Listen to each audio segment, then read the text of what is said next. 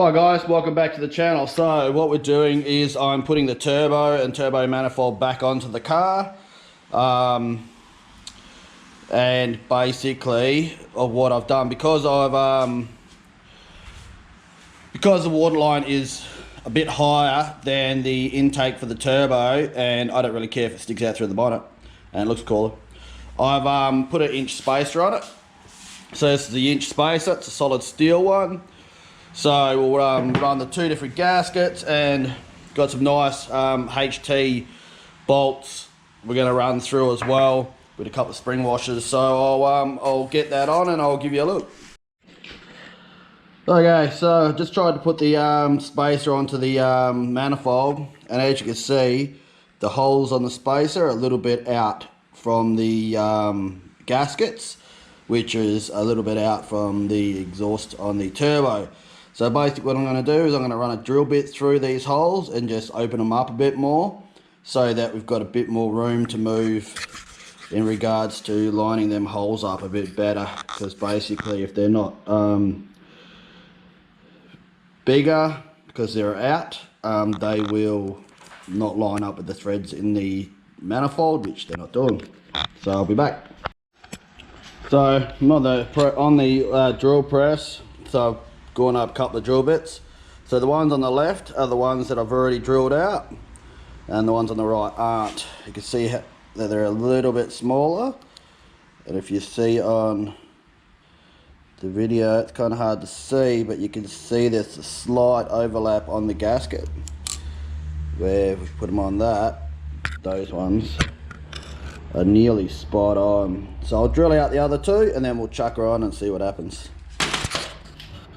Alright, so I've drilled them out now. As you can see, they're a lot more uniform with the holes on the gasket. So I'll put her on and see how she goes. So back as per normal, I forgot to video what I was doing and where I'm up to. So I think I'm up to where I was bolting the turbo onto the thing, so you can see. Let's try to get you down there. You can see where it's all bolted up. So the turbo's on there, should be on there permanently. I shouldn't have to take it off. Got the oil drain on, oil feed. The water line used to run through here and then straight down between the extractors, but I was talking to a mate of mine and he recommended doing a different way to get it away from the extractors. So what I've done is I've gone straight down there, under there, and it loops around this way, and yeah, basically comes through there and clears everything. So yeah, where you can see where it goes under there, it's pretty right.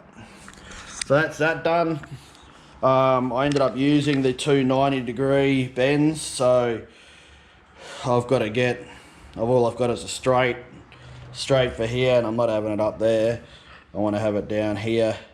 So I will pick up that straight later. So I've moved on from there. I went over here.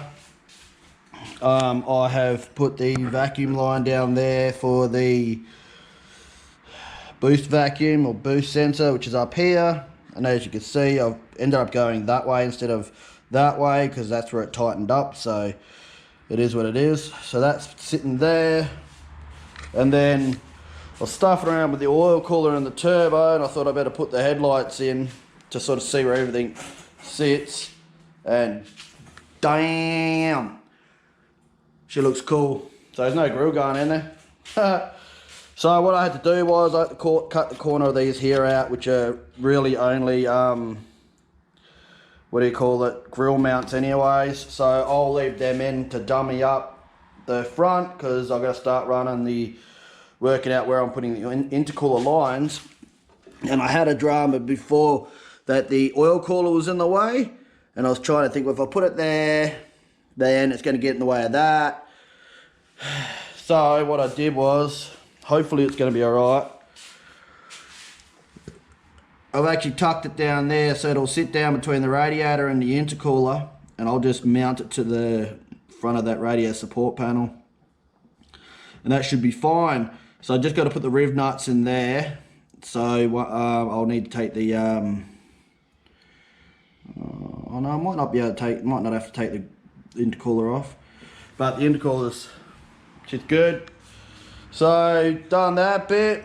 So what I'm doing now is I thought I needed to stiffen this front up a bit, and I'm not sure about the intercooler lines as yet, and I don't have a hole cutter to cut holes to route it, and I need adapters because there's two different sizes going from that to the intercooler lines and then back up to that. So worry about that when I get to it. I'll just measure it later. So what I'm doing is I'm bracing this, so basically that'll go across like so, and I'll chuck a riv nut in there and there. That will hold that in place, and then I'll see if I can make, this is the original front, put him on there just to finish it off, maybe. I'm not sure, because it's really just cosmetic, but we'll see how we go. So I'll be back. So back. So what I've done is I've finished that off. That stiffens the front up. If you felt it before, you would know how flimsy it was. So basically now it's like I said, the intercooler's bolted down here. I'll take that off. I'm going to paint them. And that's bolted down there, bolted up here, and then I've got an extra brace on the top of the intercooler, which makes that solid as.